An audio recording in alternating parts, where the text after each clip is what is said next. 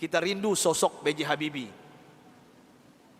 B.J. Habibie adalah presiden ketiga yang diakui, tapi beliau dilengsarkan karena kejujurannya. Beliau dilengsarkan karena beliau berjuang untuk bagaimana tidak ada korupsi. B.J. Habibie adalah orang soleh yang kita tahu dalam sejarah, orang hebat, diakui di dunia walaupun di Indonesia disepelekan. Apa yang beliau lakukan walaupun beliau sudah tiada, meninggal dunia? Indah kisahnya, dan saya pun terinspirasi dengan beliau yang hebat ini. Beliau orang kampung dari Makassar, Parepare, suatu ibu kota hari ini, Parepare. Saya pernah diundang ke sana oleh wali kotanya. Saya lihat patungnya Habibie dan Ainun, dan ternyata beliau orang kampung, orang biasa, orang sederhana. Allah berikan kecerdasan di otaknya. Kenapa? Kita merindukan sosok pemimpin pejabat seperti beliau, yang tidak durhaka kepada orang tuanya, memuliakan orang tuanya, tidak pencitraan belaka. Dan hebatnya lagi ketika beliau ke ITB meloncat kuliahnya. Dan hebatnya lagi ketika beliau melanjutkan studinya ke Jerman. Disinilah saya pribadi mendapatkan inspirasi. Pesawat terbang Bapak Ibu yang kita naik itu, di ketinggian tertentu kalau nggak pas bikinnya bisa retak, Pak.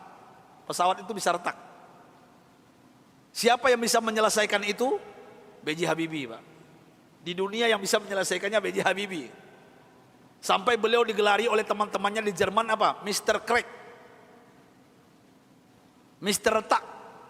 Bukan retak otaknya, Pak. Nah, pejabat kita yang banyak retak otaknya, Pak. Ini maksud saya apa?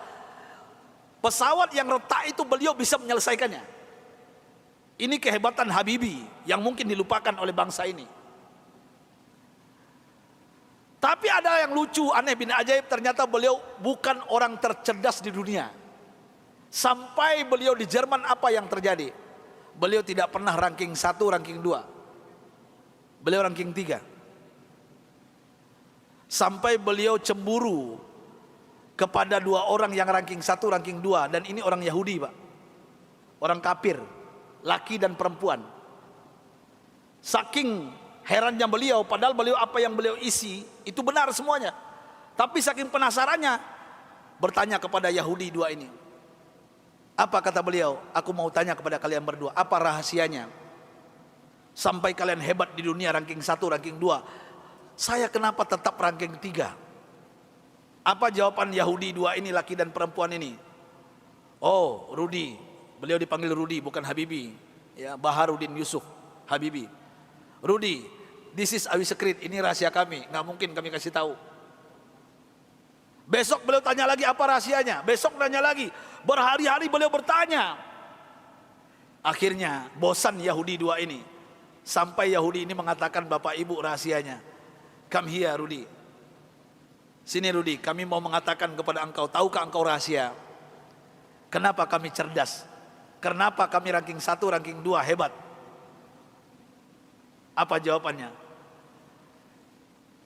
Ini yang membuat B.J. Habibie malu dan meneteskan air mata.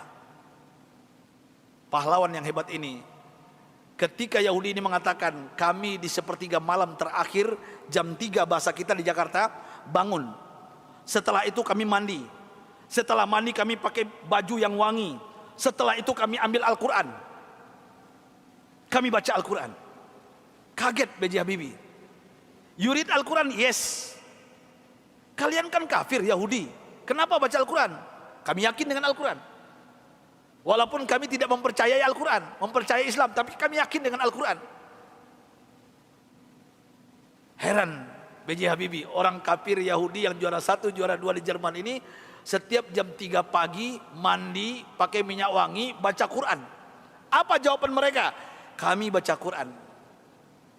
Tahukah engkau, Rudi, setelah kami baca Al-Quran, saraf kami ini rileks, otak kami cerdas, metabolisme tubuh kami dahsyat, imun. Nah ini bapak-bapak, ibu-ibu yang takut dengan corona, ini bukan saya yang ngomong, ini orang kafir yang ngomong ini. Ya. Imunitas kami naik tinggi. Kenapa? Al-Quran. Al-Quran kami baca. Sampai B.J. Habibie nggak yakin, nggak percaya. Apa kata Yahudi berdua ini Bapak Ibu? Kalau kalian nggak yakin, silakan. Surah apa? Kami baca. Ternyata Yahudi berdua ini hafal Quran, Pak. Apa saat itu jawaban B.J. Habibie? Thank you very much my brother, my sister. Beliau pulang ke kosannya, ke kontrakannya. Sampai di kosan di kontrakan beliau sujud menangis. Rasanya tertampar wajah beliau, malu beliau, padahal beliau beragama Islam, orang kafir. Jam 3 bangun mandi baca Quran. Mulai saat itu bapak-bapak dan ibu-ibu, saya ingin berbicara pahlawan satu ini, orang hebat ini. Mulai saat itu mendengarkan rahasia dari Yahudi yang dua ini, apa yang beliau lakukan? Jam 3 pagi beliau bangun, beliau mandi, beliau pakai baju yang rapi, beliau pakai wangi-wangian, beliau sholat tahajud 8 rakaat, witir 3:11 setiap hari. Setelah itu beliau baca Al-Quran sampai menjelang subuh. Kalau orang kafir tadi nggak sholat karena bukan Islam, langsung baca Quran. Dan apa yang terjadi keajaiban, Bapak Ibu yang dimuliakan Allah Subhanahu wa taala. Allahu Akbar. Keajaiban ini terjadi.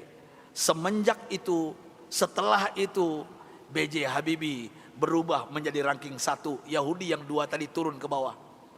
Dan orang Yahudi berdua ini menyesal memberikan rahasia kepada B.J. Habibie. Artinya apa? Kalau ingin merdeka kita di Indonesia, jangan tinggalkan Al-Quran. Kalau ingin sukses anak-anak kita, bapak, ibu, cucu kita, sampaikan kepada mereka Al-Quran adalah obatnya.